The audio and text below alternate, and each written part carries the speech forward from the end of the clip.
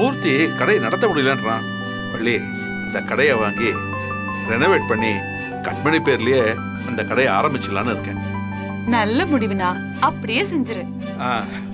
அதுக்கு புது கணக்கு ஆரம்பிக்கணும். எப்படி அதை நம்ம கடையிலேயே வச்சு ஆரம்பிச்சிடலாமா? கடையிலையா? ரொம்ப நாளைக்கு அப்புறம் நம்ம வீட்டுல ஒரு நல்ல காரியம் செய்யறோம். அது கடையில வச்சு நம்ம ஜோசியர் கிட்ட ஒரு வார்த்தை கேட்டுட்டு செய்யலாமா? அவர்கிட்ட கேட்டா எல்லாமே கரெக்டா சொல்லிடுவாரு. அதனாலதான். சரி மாமா. என்ன மாமா இவ்வளவு பெரிய முடிவு எடுத்திருக்கீங்க? எங்க கிட்ட எல்லாம் சொல்ல மாட்டீங்களா?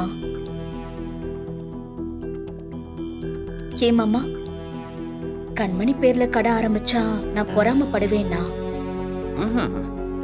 சத்தியமா அப்படிலாம் இல்ல மாமா.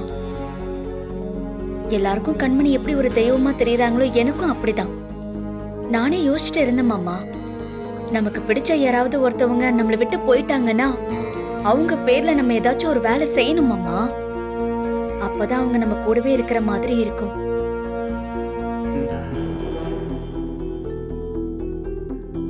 நீங்க கடை எடுத்து நல்லபடியா நடத்துங்க மாமா.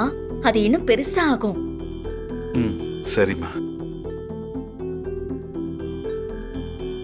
மீட்டிங்ல உன்னை பத்தி பேசுறாங்க, இது ரொம்ப முக்கியம்.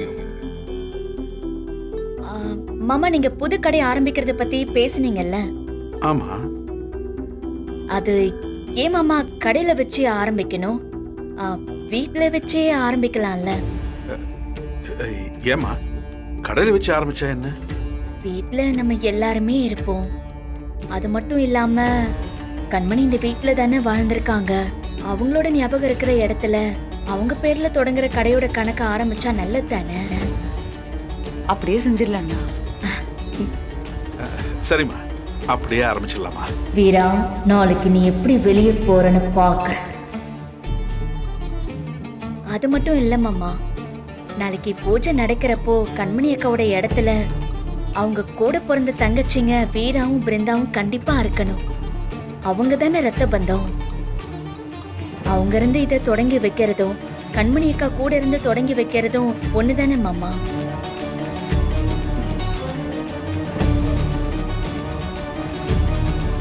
வீரா ஆபீஸ் வேலை அது இதுன்னு பிஸியா இருப்பா. கொஞ்சம் நீங்க தான் மாமா அவகிட்ட சொல்லி புரிய வைக்கணும். சரிம்மா, நான் பாத்துக்கிறேன். சரிங்க மாமா, இன்னைக்கு ஆகிற வேலையில நானே பாத்துக்கிறேன். சரிம்மா. சரி.